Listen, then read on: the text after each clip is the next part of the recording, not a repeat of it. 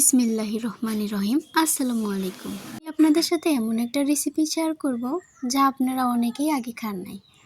তো যাই হোক, আজ আমি আপনাদের সাথে শেয়ার করব আজ আমি সকালে কী রান্না করলাম। তো আমি কিন্তু সকাল সকাল উঠেই গরম ভাত আর মৌলবি কচু ভর্তা করলাম। তো যারা কখনো এই শাকটার ভর্তা খান নাই তারা এই পুরো ভিডিওটা দেখতে থাকেন, আর যারা খেয়েছেন তারাও দেখতে থাকেন, আশা করি ভালো লাগবে। তো যাই হোক, এগুলা কিন্তু আমাদের বাড়ির পাশেই হয়েছে, আমরা নিজেরাই লাগিয়েছি। তো যাই হোক, আমি প্রথমে কিন্তু এইগুলাকে ভালো করে এক একটা করে ধুয়ে নিয়েছিলাম। তারপরে কিন্তু এইগুলো আমি একবারে একটা চালনের মধ্যে রেখে আবার একটু ধুয়ে নিচ্ছি। আসলে শাক বলে কথা, শাক যত বেশি ধোয়া হয় আমার মনে হয় তত ভালো লাগে খেতে। আর আমি কিন্তু কারো শাক রান্না একদমই খাই না। কেন খাই না? আমার মনে হয় ধোয়া হয় না। তো যাই হোক, এটাও কিন্তু একটা রোগ। তো আমার মনে হয় আমি নিজের শাক রান্নাটা নিজে খেতেই পছন্দ করি। আমি কিন্তু এই শাকগুলা নিয়ে আসলাম, আনার পরে কিন্তু দেখেন চুলায় একটা কড়াইয়ের মধ্যে সব শাকগুলা এইভাবে দিয়ে নিচ্ছি। এখন কিন্তু আমি এটাকে ভালো করে আটকে দিয়ে সিদ্ধ করে নিব। কিন্তু তার আগে একটা কথা আছে, কিছু লবণ আর দিয়ে নেব কিছু মরিচ দিয়ে এটাকে ভালো করে আমি এটাকে ঢেকে দেব। এটা আস্তে আস্তে করে এভাবে সিদ্ধ হয়ে যাবে। কি ভাবছেন আমি পানি দিয়েছি? আসলে না, পানি দিই নাই। এটাই যে পানি আছে ওইটাই হয়ে যাবে। পাশে কিন্তু আমি বসিয়ে দিয়েছিলাম ভাত, আমার ভাতটাও প্রায় শেষের দিকে। দেখেন, এটা কিন্তু আমার অ্যালোভেরা গাছ। আপনারা কিন্তু কেউ আবার এক্সট্রা পানি দেবেন না। যাদের একদমই পানি দেখবেন যে কম থাকে, ওইখানে একটু পানি দিতে পারেন, সেটা আলাদা ব্যাপার। এই দিকে দেখেন আমার ভাতটা প্রায় শেষের দিকে, আর পাশেই হচ্ছে আমার এই শাকটা সিদ্ধ। তো যেহেতু আমার শাকটা সিদ্ধ হয়ে গিয়েছে, আমি ঢাকনাটা সরিয়ে দিয়েছি, দিয়ে পানিটা একটু শুকায়ে তারপরে কিন্তু আমি একটা প্লেটে নিয়ে নিচ্ছি। দেখেন, এরপরে কিন্তু আমি কেটে নিচ্ছি পেঁয়াজ। পেঁয়াজ ছাড়া ভর্তাই বা মাখাবো কী করে, আপনারাই বলেন। তো যাই হোক, আমি কিন্তু এই পেঁয়াজটা একদম কুচি কুচি করে কেটে নিব, যেন খেতে টেস্ট লাগে। আর আমার ভিডিওটা আপনাদের কেমন লাগে সবাই কমেন্ট করে জানাবেন।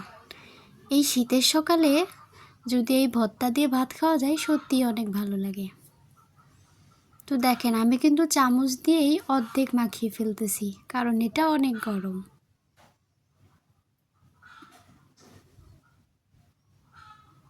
আর সবাই কমেন্ট করে জানাবেন এই ভিডিওটা কেমন হয়েছে। খুবই সুন্দর করে আমি কিন্তু চামচ দিয়ে একবারে এটাকে নরম করে নিয়েছিলাম। এখন কিন্তু একটু হাত দিয়ে এটাকে চটকিয়ে নিচ্ছি। দেখেন,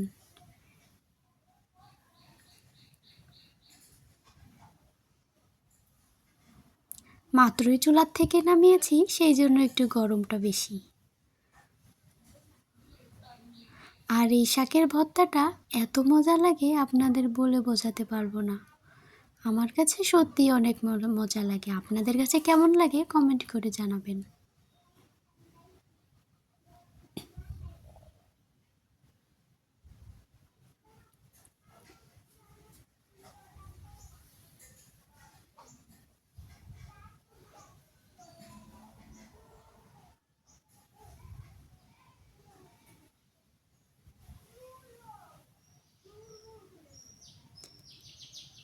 যেহেতু এখানে লবণ দেওয়া ছিল, আমি লবণটা দিলাম না, শুধু দিয়ে নিলাম সরিষার তেল, খাঁটি সরিষার তেল।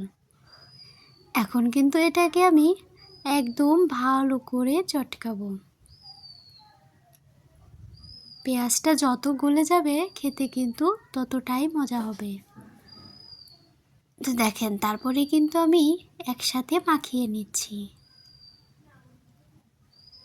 দেখেই কিন্তু একটা লোভনীয় মনে হচ্ছে।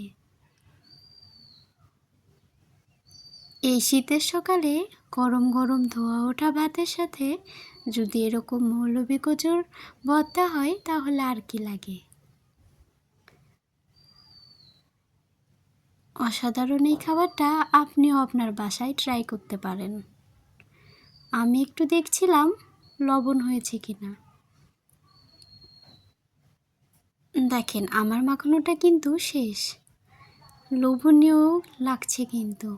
তো সবাই কমেন্ট করে জানাবেন কেমন হলো। আল্লাহ হাফেজ।